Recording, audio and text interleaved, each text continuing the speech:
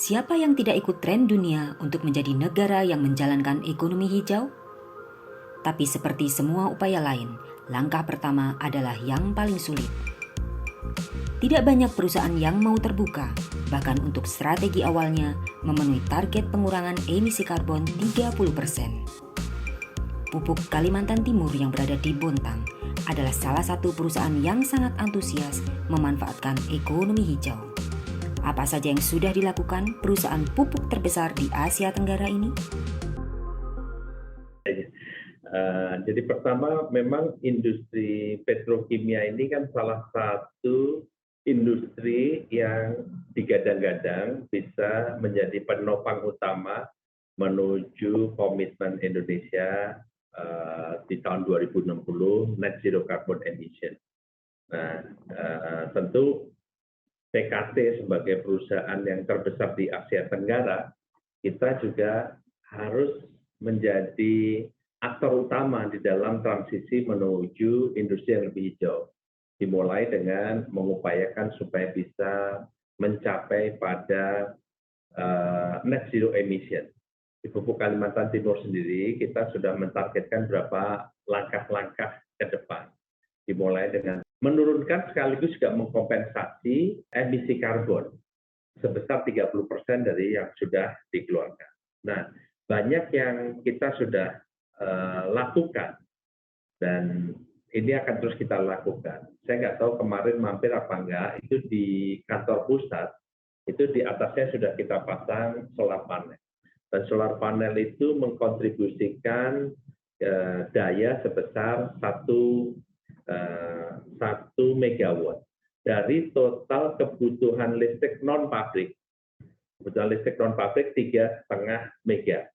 Jadi dari situ, setiap item ini kita ambil satu persatu, apa yang bisa kita kurangi, apa yang bisa kita kompensasikan.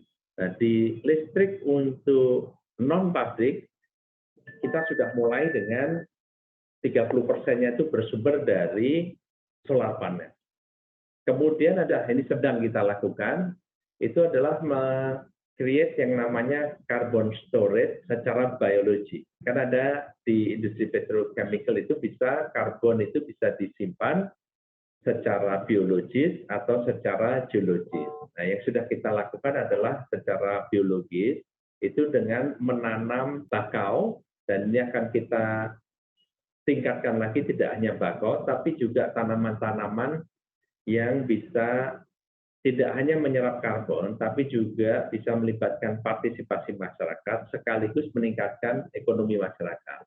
Jadi kita di Bontang sudah menanam sekitar 20 hektar, dan ini kita nanam itu hampir sekitar 25.000 bibit bakau yang mangrove yang kita tanam.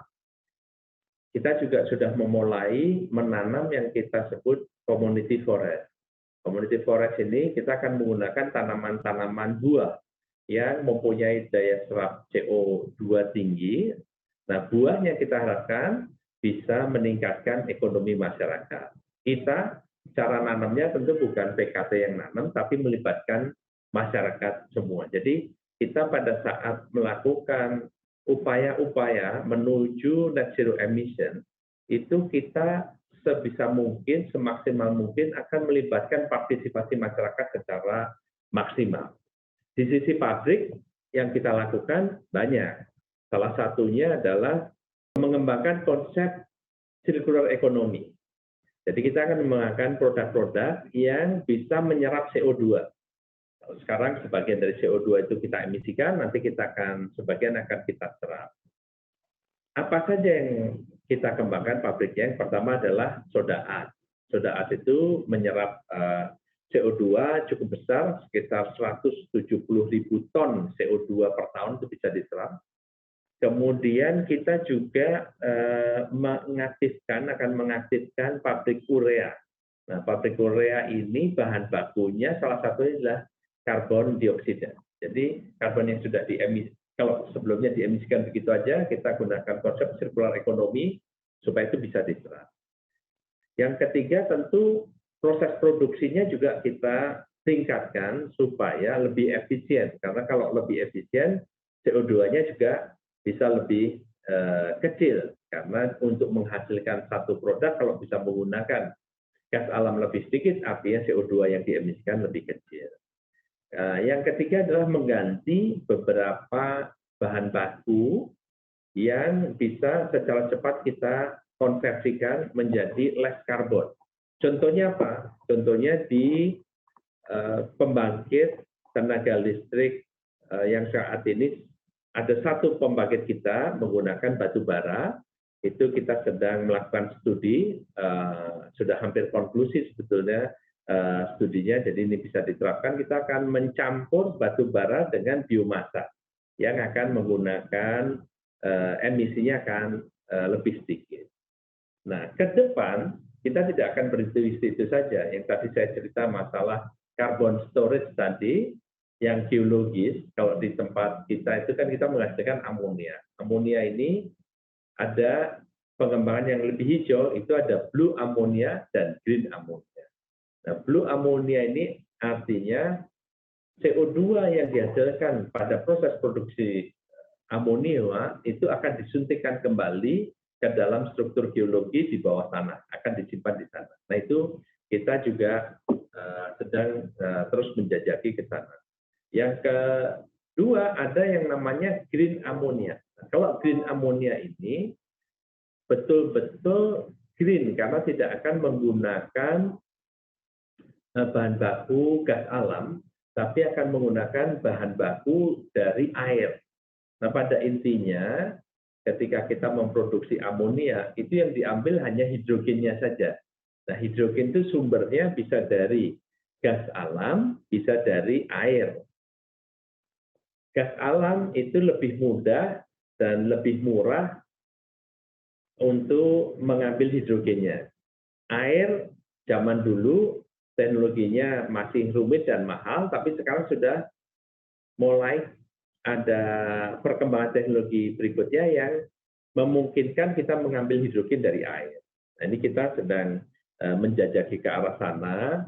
Kita berdiskusi dengan beberapa perusahaan yang mempunyai kemampuan untuk bisa mensupport kita, terutama dalam penyediaan energi untuk pemecahan, kalau kimianya air itu kan H2O, memecahkan H2-nya, mengambil H2-nya itu dari air. Untuk memecahkan itu membutuhkan energi yang besar. Nah, kita tidak ingin mengambil hidrogennya dari air, tapi energinya dari energi yang kotor, misalnya pakai batu bara atau yang lain. Nah, kita melihat perusahaan-perusahaan yang bisa menghasilkan energi yang cukup besar, energi hijau yang bisa kita manfaatkan untuk membangun industri yang disebut green ammonia ini, kita terus kembangkan.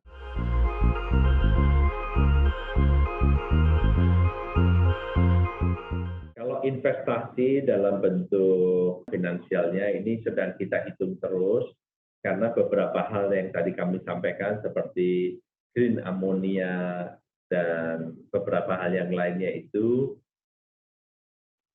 it's too early untuk menyampaikan sekarang, Mas, karena kita sedang mendesain besaran proyeknya akan seperti apa. Tapi itu akan nanti melakukan transisi. Nah, itu akan kita lakukan yang industri menuju industri yang menggunakan bahan baku terbarukan itu, kita akan lakukan pada tahap kedua pengurangan emisi. Pada tahun 2022 hingga tahun 2030, kita fokus pada circular economy tadi, pada proyek soda as dan pengaktifan urea. Kemudian kita fokus pada pengurangan listrik dari kegiatan non-pabrik. Yang ketiga, kita fokus pada penyerapan karbon dioksida menggunakan teknik-teknik biologi dengan menanam bakau dan menanam tanaman-tanaman buah tadi. Nah, etapa kedua ini kalau saya ngomong angkanya berapa, sepertinya kan beyond 2030, Pak, ya. Ini masih too early untuk menyampaikan angkanya. Yang jelas di etapa pertama sampai 2030 dengan effort yang kita lakukan, termasuk tadi yang mengurangi listrik. Kalau kita fokus pada 2030 sambil mempersiapkan etapa kedua di 2030 sampai 2040. Jadi kita masih fokus pada itu. Kalau kita bicara totalnya sampai nanti net zero emission berapa, barangkali kami masih butuh waktu untuk memastikan angka-angkanya gitu. Kalau 2030 itu kira-kira mungkin untuk pabrik soda ash barangkali mendekati angka 10 triliun itu Pak. Untuk yang the first etapa untuk mengurangi emisi pertama. Nah, yang berikutnya itu memang masih saya rasa memang betul ya, transisi menuju industri hijau itu tidak murah. Tapi bukan berarti transisi menuju industri hijau itu tidak menguntungkan. Kalau menurut saya kalau dikelola dengan benar, seolah-olah kan wah PKT untuk mengurangi 30% aja membutuhkan dana sebesar itu. Tapi jangan lupa dengan dana sebesar itu kita memberikan nilai tambah baru karena kita melakukan hilirisasi. Sebagai contoh soda ash. Soda ash ini saat ini 100% impor. Kita punya bahan bakunya dan bahkan dengan memproduksi itu bisa mengurangi karbon emisi, memberikan keuntungan tambahan, ya why not gitu. Jadi saya lebih melihat bukan mahalnya berapa atau berapa besarnya investasi untuk menuju industri hijau, tapi bagaimana kita bisa memanfaatkan transisi ke industri hijau ini untuk menciptakan nilai tambah baru. Jadi fokus kami ke sana.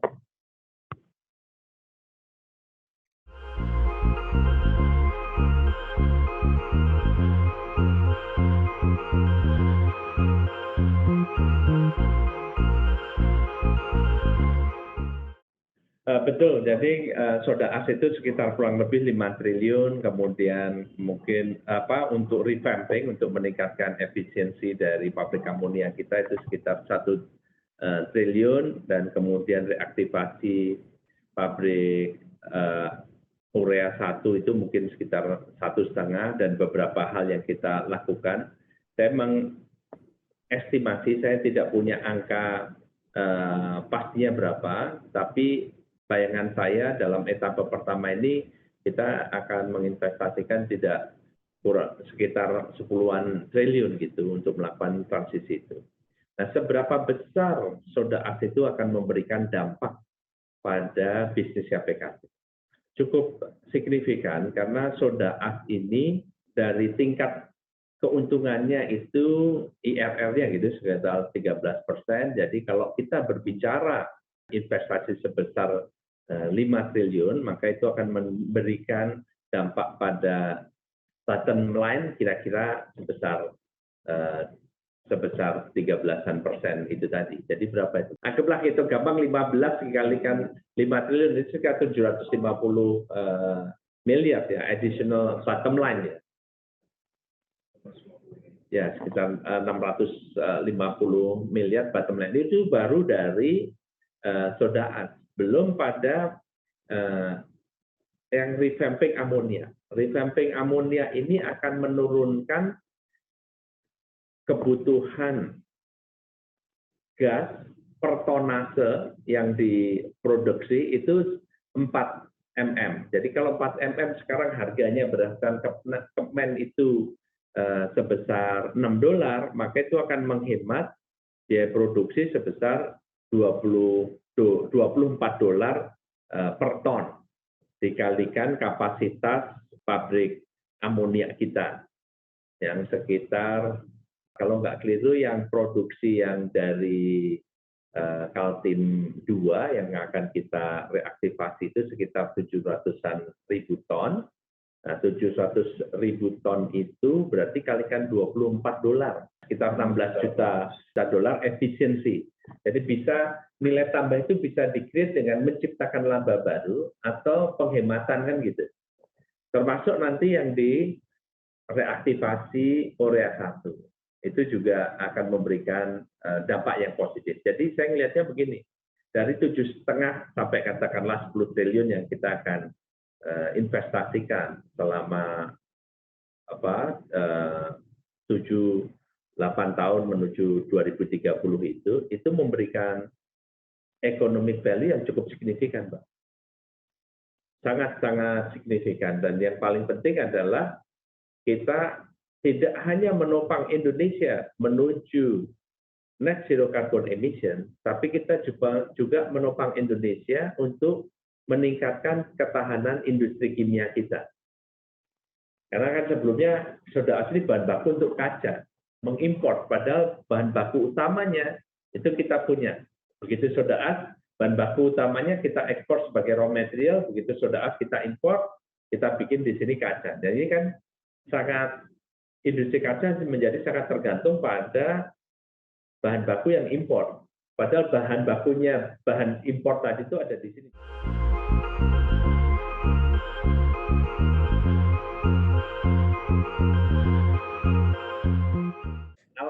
Alhamdulillah kita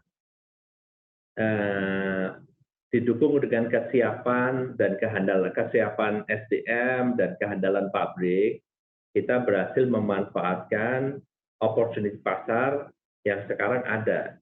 Karena kan sekarang ada istilah kerennya kan global supply shock pada beberapa industri, termasuk industri kimia.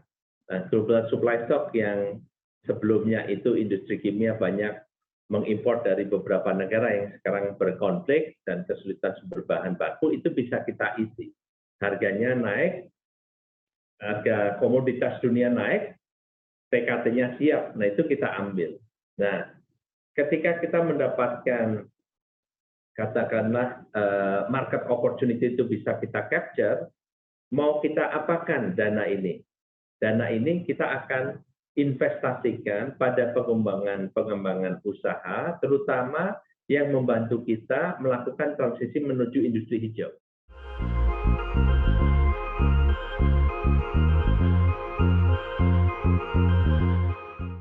Ya memang begini,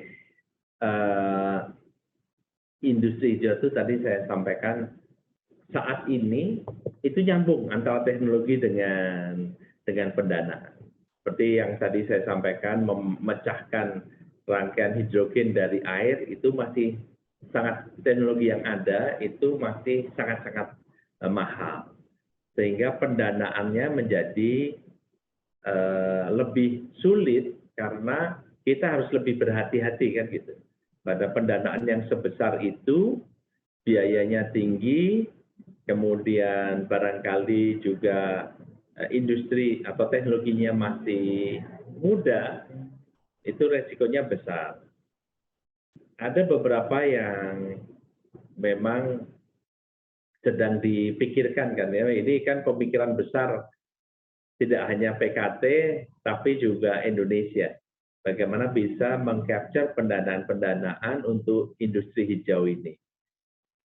Saya rasa yang transisi, yang investasi yang mahal tadi, terutama merubah sumber bahan baku dari yang non-renewable menjadi renewable, yang akan kita lakukan di etapa kedua. Sengaja kita pilih di etapa kedua sampai 2030, karena kita berharap dari sekarang sampai 2030 nanti ada perbaikan-perbaikan dari sisi teknologi yang kemudian bisa memungkinkan kita secara komersial untuk bisa menggunakan teknologi. Kalau hari ini kita langsung loncat ke industri itu mungkin terlalu mahal dan kita menjadi apa ya istilahnya yang mudah aja belum kita lakukan. Kalau istilahnya low hanging fruit-nya kan mesti kita lakukan. Yang bisa kita tekan secara cepat sampai sepertiga apa? Nah itu fokus kita di situ. Yang masih mempunyai technological challenge, masih ada tantangan teknologi dan tantangan pembiayaan, itu kita tempatkan pada etapa kedua dan etapa ketiga. Ini isu global. Jadi tidak ada satu orang pun hari ini yang berada pada sektor komersial maupun sektor publik tidak membicarakan industri hijau. Jadi kalau pertanyaan apakah menjadi concern? Oh ya pasti menjadikan concern. Tapi mereka juga sadar bahwa ini membutuhkan waktu untuk menuju transisi ke sana. Oleh karenanya itu tadi kami sampaikan kita as a company harus berusaha realistis kan. Kita harus mendeliver ekspektasi pemegang saham dan stakeholder.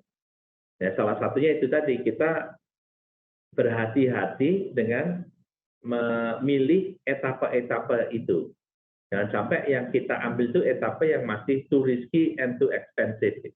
Itu kita taruh pada etapa berikutnya. Yang etapa pertama kita tempatkan pada yang lebih doable lah yang bisa kita lakukan. Kalau ngomong concern ya concern, dan misalnya amonia. Amonia ini sekarang sudah dipakai sebagai transition fuel. Karena amonia ini adalah zero carbon emission fuel. Di Jepang misalnya, amonia ini sudah dipakai sebagai campuran pada PLTU batubara mereka. Beberapa kapal juga sudah merubah dari marine fuel oil yang berbasis minyak ya, dirubah menjadi amonia. Nah, question-nya kan dari sisinya mereka akan mengeluarkan karbon yang lebih sedikit. Cuman dari sisi kami sebagai produsen amonia, bagaimana karbon yang dihasilkan dalam proses produksi amonia ini bisa kita kurangi. Jadi demand-nya udah ada nih, demand untuk merubah merubah penggunaan yang karbon intensif gitu menjadi less carbon intensif. Dari sisi user, dari sisi kita akan berbagi prosesnya. Jadi semua menuju ke sana dan semua itu adalah stakeholder dan customer kita. Jadi kalau tanya apakah sudah menjadi concern? Oh ya, menjadi concern yang saya rasa dari waktu ke waktu semakin tinggi ini concern-nya.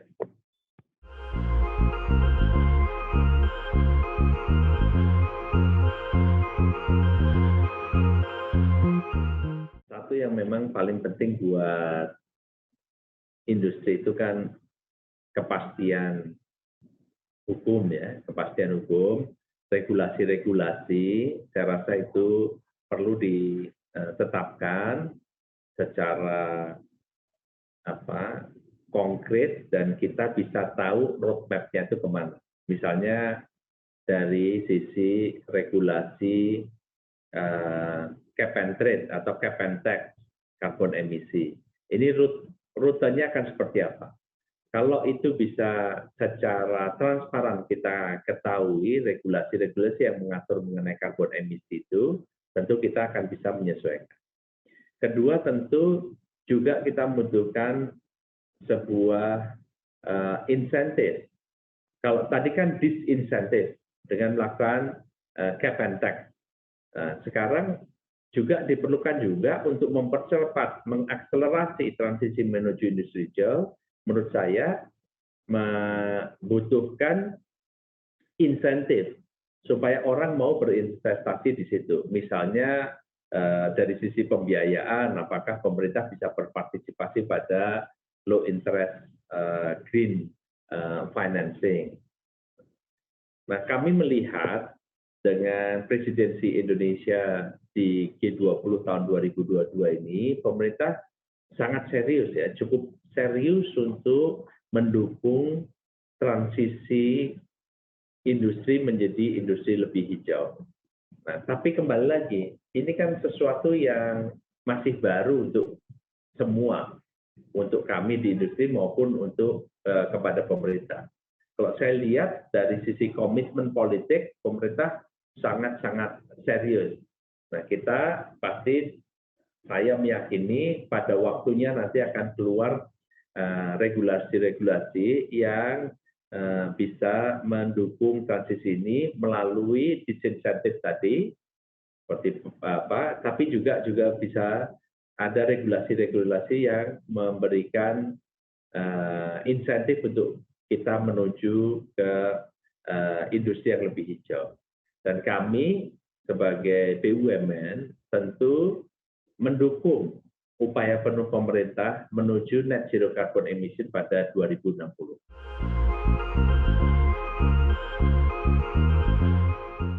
Alhamdulillah kita berhasil mencatatkan laba yang cukup menggembirakan. Kita mencapai lebih dari 9 triliun rupiah laba bersih setelah pajak, dan itu artinya kita sudah bisa melebihi melebihi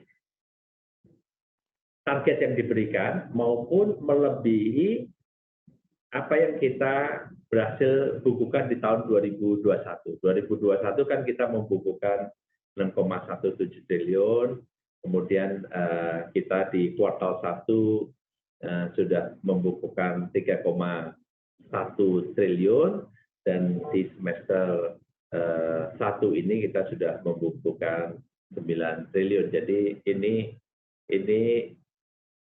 satu is a blessing ya, yang harus kita syukuri, tapi di sisi yang satunya membuktikan kesiapan PKT sebagai organisasi yang sangat efisien, membuktikan organisasi kami ini siap menangkap peluang pasar. Kita tahu ya, petrochemical, terutama produk seperti yang PKT hasilkan ini bahan bakunya gas. Dan sekarang terjadi krisis gas di Eropa, sehingga banyak sekali perusahaan-perusahaan Eropa yang tadinya itu bisa memproduksi produk-produk kimianya sendiri, sekarang ini mereka tidak bisa memproduksi, sehingga mereka harus melepas pasarnya atau justru berebut pada pasar global untuk mendapatkan produk itu. Nah, itu adalah salah satu peluang yang kita tangkap, artinya di pasar-pasar yang ditinggalkan oleh negara-negara di Eropa, baik itu Eropa Barat maupun Eropa Timur, itu kita masuki. Di tahun 2002, mulai 2021 karena COVID, kemudian diperparah di tahun 2022 karena ada peperangan, PKT bersama dengan holding kami itu berhasil meningkatkan market share di tempat-tempat yang dulunya banyak disuplai oleh negara-negara itu. Di Australia, pangsa pasar kita meningkat. Bahkan kita masuk ke Amerika Latin, yang sebelumnya Amerika Latin itu disuplai oleh langsung dari Amerika atau dari negara-negara Eropa itu. Nah, itu kita berhasil menangkap peluang itu. Nah, karena terjadinya kurang pasok di dunia, itu mengakibatkan harga komoditas itu kan naik. Jadi satu tadi masalah pangsa pasar, yang kedua dari harganya Mbak Lilin, harganya ini naik tinggi.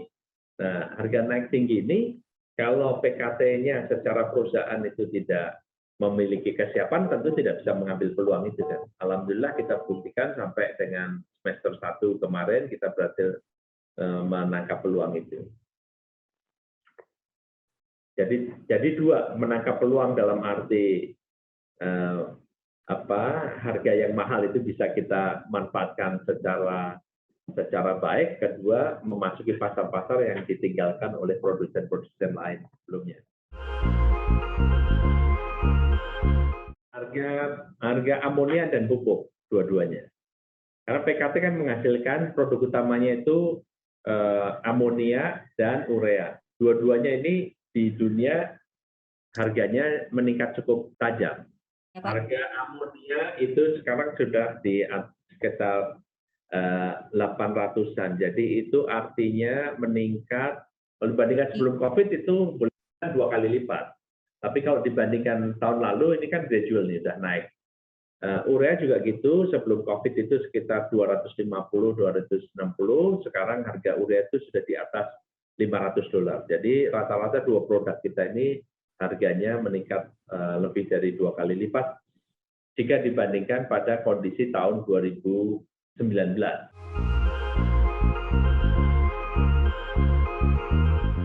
Ya, kalau kita itu secara bottom line itu kontribusinya lebih dari 2/3 target ya. Kita berhasil untuk amonia itu 111%.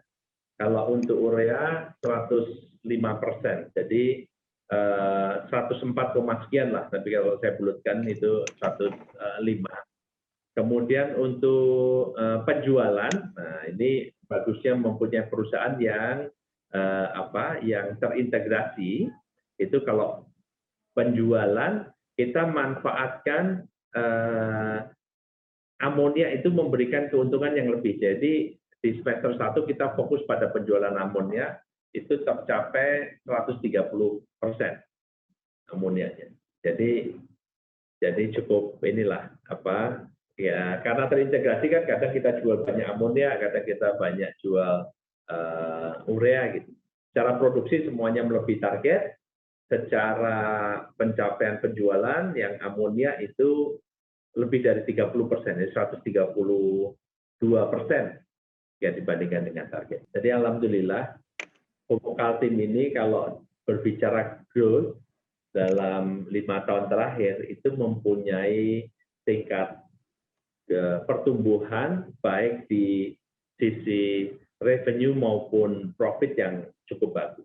Dan yang paling penting adalah, Mas Solin, menurut saya, jika dibandingkan dengan peer company, global peer company, kita mempunyai tingkat profitability lebih tinggi jika dibandingkan peer. Kalau orang ngomong ya semua harga komoditas naik pasti profit naik. Ya, seluruh perusahaan yang menghasilkan amonia dan urea mengalami peningkatan profit.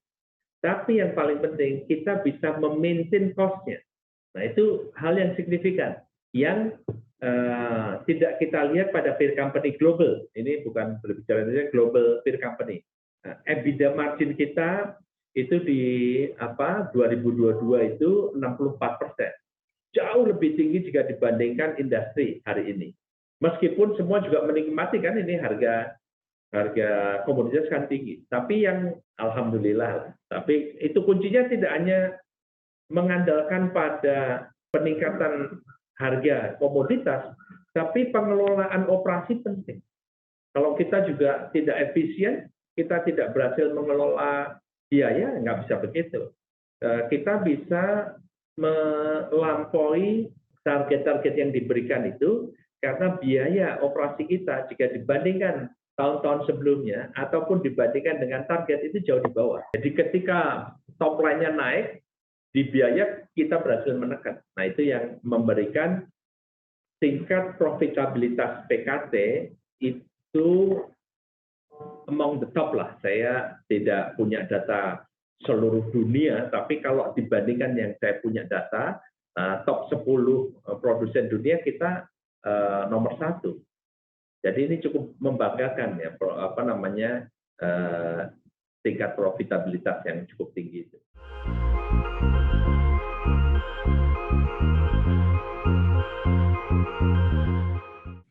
Digitalisasi di pupuk Kalimantan Timur ini sudah cukup maju ya. Kita bahkan ditetapkan oleh pemerintah sebagai Industri 4.0 Lighthouse, artinya menjadi acuan bagi sektor manufacturing yang ingin menuju pada Industri 4.0.